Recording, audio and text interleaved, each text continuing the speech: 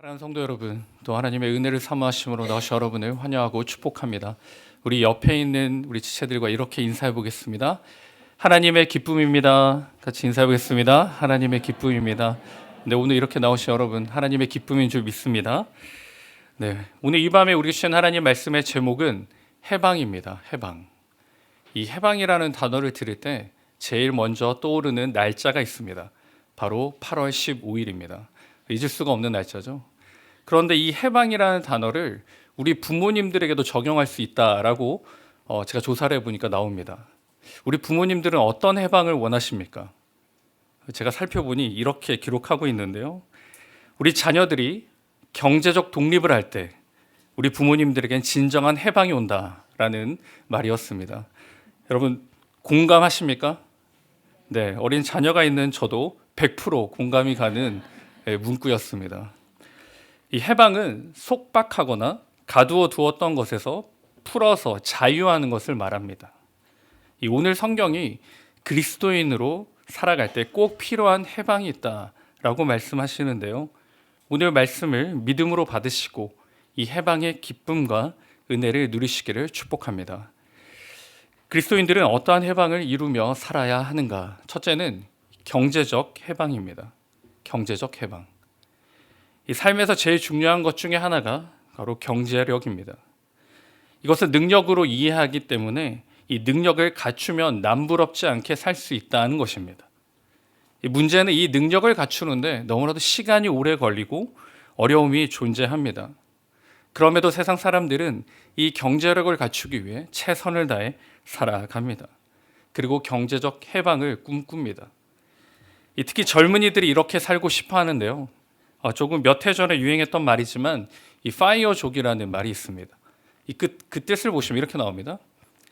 Financial Independence Retire Early. 네, 괜찮습니까? 네, 아메리카는 근처에도 안 가봤는데, 네, 이 돈을 빨리 많이 벌어서 경제적 독립을 이루는 것을 말합니다. 이 경제적 해방이 최대의 관심사이자 그들의 목표입니다. 이 세상이 말하고 있는 경제적 해방, 이 풍요로운 노후를 위해 열심히 지금 달려가야 됨을 이야기합니다. 오늘 본문도 우리에게 동일하게 말씀하시는데요. 이 경제적 해방을 이루어야 된다라고 말씀합니다. 물론 세상에서 말하는 경제적 해방과는 결이 다릅니다. 요한복음 8장 31절에 보시면 이렇게 말씀합니다. 그러므로 예수께서 자기를 믿은 유대인들에게 이르시되 너희가 내 말에 거하면 참으로 내 제자가 되고라고 말씀합니다.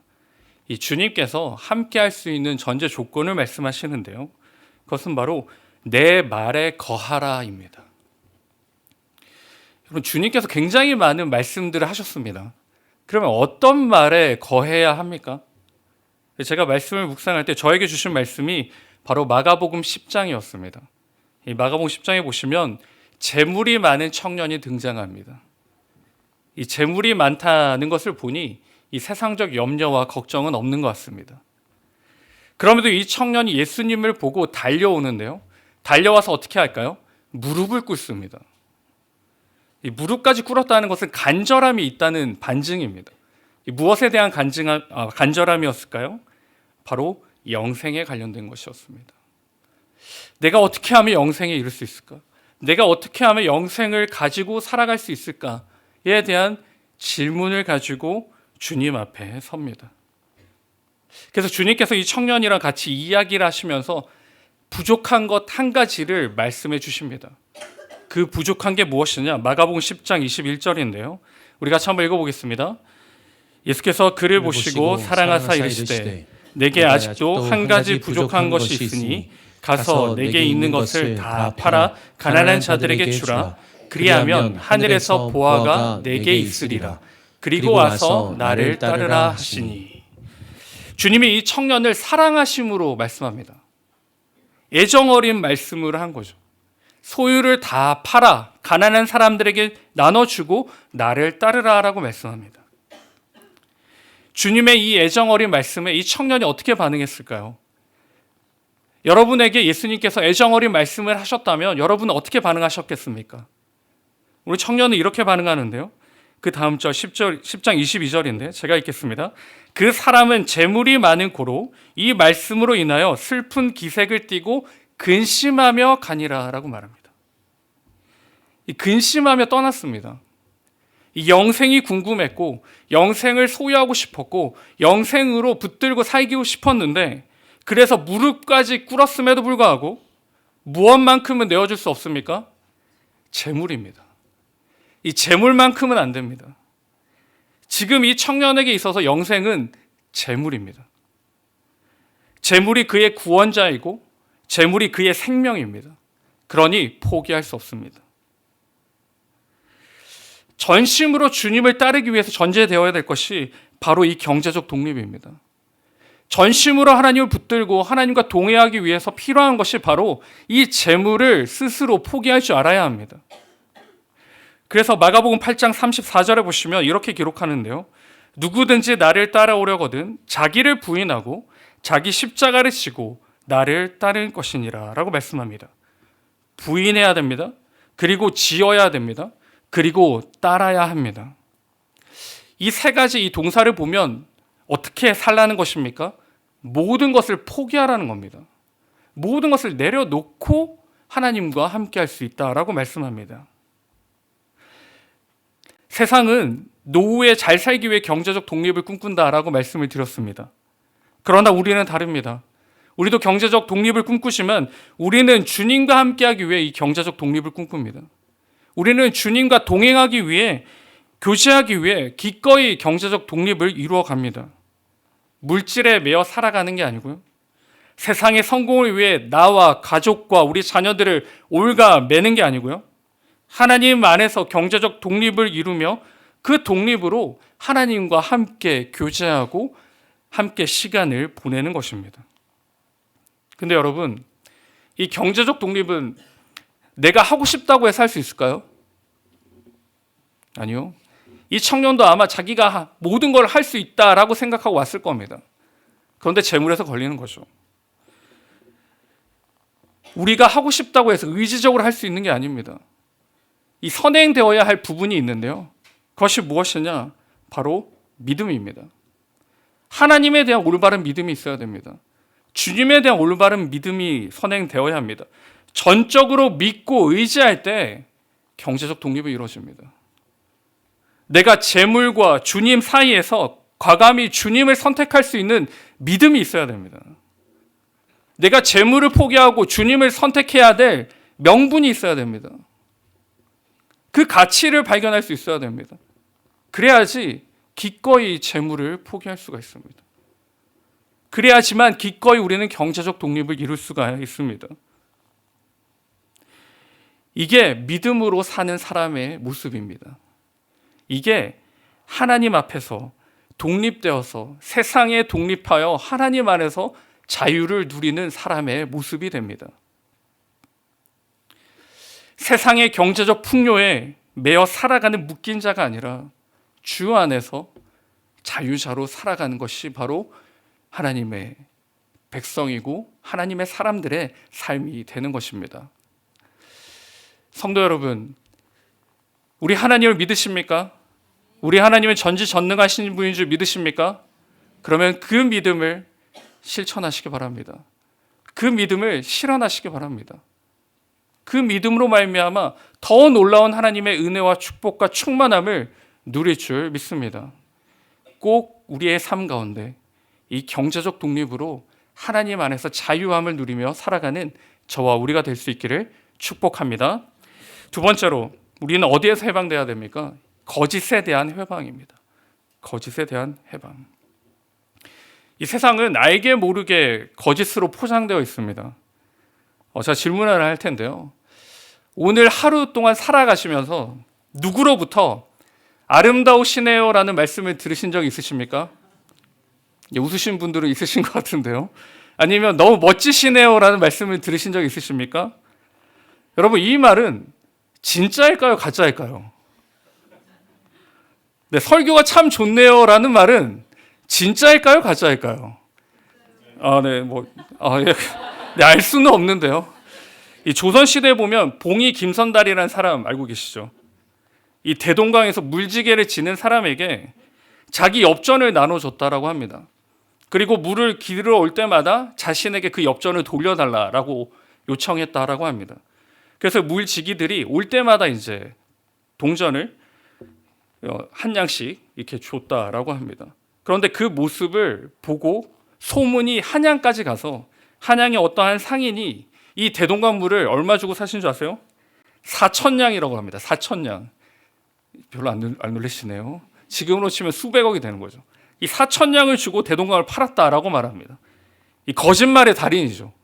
야, 대동강물을 파는 사람이 있습니다. 이 세상도 이와 같다는 겁니다. 거짓으로 가득 차 있습니다. 이 가치가 있는 것처럼 보이는데 가치가 없는 거죠. 이 진짜인 것처럼 보물처럼 보이는데 다 가짜입니다. 그 이유는 세상은 변하기 때문입니다. 세상에서 변하지 않는 것은 없습니다. 사람도 변하고 건물도 변하고 자연도 모든 것이 달라집니다. 여러분 근데 진짜는 변하지 말아야죠. 여러분 진짜는 색이 달라지면 안 됩니다. 보석을 받았는데 색이 계속 달라져요. 잘못된 거죠. 가짜입니다. 진짜는 어떤 상황과 환경에서도 변함이 없어야 합니다. 오늘 성경이 우리에게 말씀하시는 것이 변하지 않는 것을 알아야지만 거짓에게서 해방될 수 있다라고 말씀합니다. 우리 같이 한번 읽어보겠습니다. 요한복음 8장 32절인데요. 우리 같이 한 목소리로 읽습니다. 진리를 알지니 진리가 너희를 자유롭게 하리라. 아멘. 이 진리를 알라라는 말은 이 지적으로 알아가는 게 아닙니다. 이 지식적으로 쌓아가는 것이 아니라 목자이신 예수님과 그리고 그의 양인 우리 그 서로를 아는 것을 말합니다. 그 목자와 양된 신분을 아는 것을 말합니다. 요한복음 10장 14절에 그렇게 고백하는데요. 나는 선한 목자라 나는 내 양을 알고 양도 나를 아는 것이다 라고 말씀합니다. 이 진리를 깨닫고 그리고 진리를 경험하며 그 진리를 의지하는 것이 바로 그 진리와 함께 알아가는 것입니다. 그러면 제일 중요한 진리는 무엇일까요? 요한복음 14장 6절인데요. 예수께서 이르시되 내가 곧 길이요 진리요 생명이니 나로 말미암지 않고는 아버지께로 올 자가 있을까요 없을까요? 없다라고 말씀합니다. 예수님 자체가 진리시다라고 말씀합니다. 즉 예수님을 알고 예수님과 함께하고 예수님을 붙들고 사는 인생, 그 인생은 진리를 아는 인생이다라고 말씀합니다. 여러분은 예수님을 잘 알고 계십니까?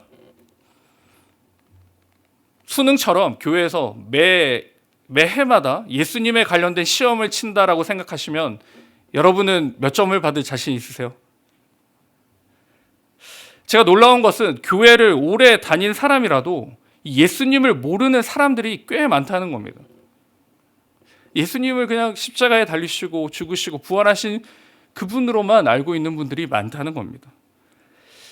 그래서 제가 말씀을 준비하면서 어떻게 하면 우리는 예수님을 조금 더 알고 조금 더 깊이 묵상할 수 있을까라는 고민을 하고 세 가지를 제가 준비해 봤는데요. 예수님을 알기 위해서 우리는 최소한의 소비가 필요합니다. 우리 삶의 소비. 그 첫째는 시간의 소비입니다. 시간을 소비해야 됩니다. 우리가 누군가를 알아가기 위해서는 시간을 들여야 됩니다. 시간을 함께 해야 되지만 시간을 함께 해야지 그 사람에 대해 알 수 있습니다. 주님과 보내는 시간이 없다면 우리는 하나님을, 예수님을 알 수가 없습니다. 계속해서 우리가 큐티와 성경 읽기를 진행하고 있는데요. 여러분, 이 소비를 지혜롭게 소비하시기 바랍니다.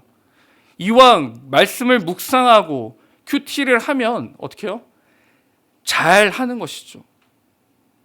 진심으로 하는 것입니다. 이왕 하는 시간, 주님과 그 시간을 잘 소비하는 것입니다. 이 시간의 소비가 쌓일 때 우리는 주님을 더 깊이 그리고 더 자세히 알 수가 있는 것입니다. 둘째는 어떠한 소비인가? 감정 소비입니다. 이 감정을 소비할 수 있는 대상은 아무에게나 할 수 없습니다. 나의 모든 것을 알고 이해하고 지켜줄 대상에게만 감정을 소비하죠. 이 감정을 소비할 때 나의 믿음을 확인할 수가 있습니다. 나는 정말 하나님을 믿고 있는가? 나는 정말 하나님이 나의 하나님이고 나의 모든 문제를 해결할 분인가를 확인할 수 있는 시간이 바로 이 감정 소비의 시간입니다. 성도 여러분, 다른 사람에게 하지 마시고 살아계신 하나님께 이 감정 소비하시기 바랍니다. 모든 것을 알고 모든 것을 해결하실 수 있는 유일한 분, 하나님 앞에 여러분의 감정을 소비하시기 바랍니다. 마지막으로 가치 소비입니다. 일상에서 주님과 함께 생활하는 것입니다. 어떤 상황이든지 무슨 일이든지 함께 소비하는 일상을 보냅니다. 매 순간 주님이라면 어떻게 하셨을까? 나에게 하나님이 원하시는 것은 무엇일까? 내가 오늘 어떻게 살 때 하나님이 기뻐하실 것인가?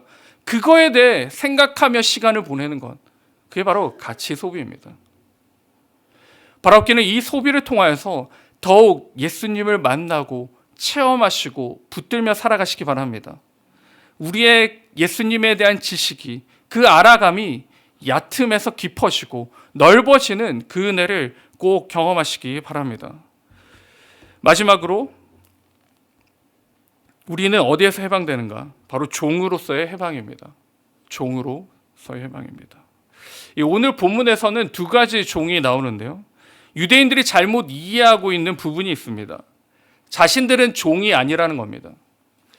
그 이유는 자신들은 아브라함의 조상이고 그래서 남의 종이 된 적이 없다라고 이야기합니다. 요한복음 8장 33절인데요.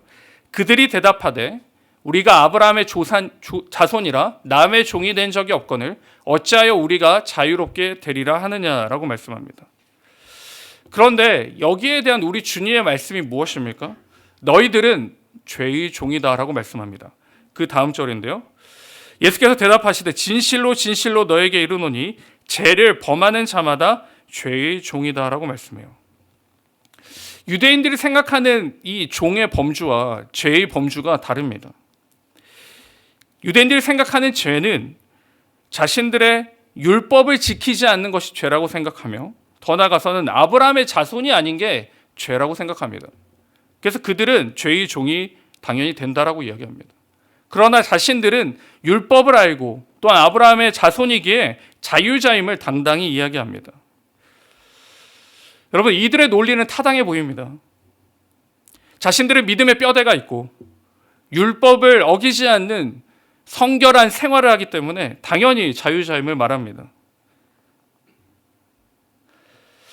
답답합니다. 그런데 우리 중에도 이렇게 생각하는 사람들이 굉장히 많습니다. 제가 한 번은 식당을 갔는데요. 옆 테이블에 남자 3명이 앉아서 이제 식사를 하는데 이제 술잔을 기울이면서 이제 식사를 하고 있었습니다. 근데 그때 제 귀를 잡아 이끄는 소리가 있었습니다. 교회였습니다. 이 교회 이야기가 들려서 이제 집중을 해 보았는데요. 이 술잔을 기울이면서 우리 교회는 어떻고, 너희 교회는 어떻고, 너희 집 신앙은 몇 대고, 뭐 목사님이 있고, 뭐 이렇게 이야기를 하는 거예요. 참 대단하다, 신앙이 참 대단하다, 믿음이 너무 좋다, 뭐 이런 이야기를 자기들끼리 취한 것처럼 막 이렇게 하더라고요. 그래서 뭐라고 할까요? 참 씁쓸했던 기억이 있습니다. 그럴 수 있지라고 넘어갈 수 있지만 저에게는 너무 안타까웠습니다. 이분들은 예수님의 십자가를 아는 사람들입니다. 그런데 그냥 아는 거예요. 그냥 눈으로 본 겁니다. 목격한 사람들입니다. 여러분, 목격한 것은 내가 직접 체험한 게 아닙니다. 나에게 직접적으로 다가오지 않습니다. 목격자는 내가 겪은 상황이 아니라 일어난 일을 전달하는 것입니다. 그러니 삶에서 능력이 나타나지 않습니다. 그냥 제3자의 삶이 됩니다. 우리의 모습도 이와 같습니다. 예수님의 십자가를 목격만 했습니다. 그러니 내가 겪은 게 아니고 내가 함께한 게 아닙니다. 제3자가 됩니다. 본 것 있어서 열심히 합니다. 예배도, 봉사도, 섬김도 열심히 합니다. 그러나 십자가가 나에게 다가오지 않았기 때문에 내 의로 합니다. 내 의로 하니 이제 다른 사람들이 보입니다. 나는 거룩한 사람이기에 나의 거룩한 눈으로 보이기 시작합니다. 그리고 판단합니다. 근데 여러분, 여기서 중요한 건 뭘까요? 내가 십자가를 보았기 때문에 대놓고 교만하지 않습니다. 배운 사람의 교만으로 갑니다. 가식적인 겸손으로 나아가며 겸손적인 우월감으로 나타납니다. 여러분, 이렇게 사는 사람들은 십자가를 그냥 본 사람들입니다. 십자가가 나의 삶에 들어오지 않은 사람들입니다. 우리 주변에 없겠지만 혹 이렇게 살아가신다면 회개하시기 바랍니다. 왜요? 로마서 6장 6절 7절이 이렇게 선포하기에 그렇습니다. 우리 같이 한 목소리 읽겠습니다. 시작. 우리가 알거니와 우리의 옛사람이 예수와 함께 십자가에 못 박힌 것은 죄의 몸이 죽어 다시는 우리가 죄에게 종노릇하지 아니하려 함이니 이는 죽은 자가 죄에서 벗어나 의롭다 하심을 얻었음이라. 아멘. 여기 보시면 우리가 예수와 함께 어떻게 해야 된다고요? 십자가에 못 박혀야 됩니다. 우리는 이 십자가에 대해 목격자가 아니라 당사자가 되어야 합니다. 목격자는 본 것을 그냥 전하는 사람입니다. 나의 경험이라 나의 느낌이 아니라 본 걸 그냥 전달하는 겁니다. 나랑 상관이 없죠. 우리가 십자가에 우리 자신을 같이 내어놓고 죽을 때 바로 의의 종으로 살아갑니다. 우리가 십자가에 우리의 삶을 내어놓고 같이 십자가에 못 박을 때 영적 자랑이나 우월감이나 나타냄이 아닌 나를 남보다 낮게 여기는 의의 종이 됩니다. 십자가의 목격자가 아니라 당사자로 살아가시기 바랍니다. 끊임없이 십자가 앞에 서시기 바랍니다. 그래서 꼭 그 해방의 기쁨과 감사를 누리는 믿음의 인생과 삶이 될 수 있기를 주님의 이름으로 축복합니다. 아멘. 우리 믿음의 고백을 같이 하겠습니다. 네, 한번 지금 작성해 주시고, 네.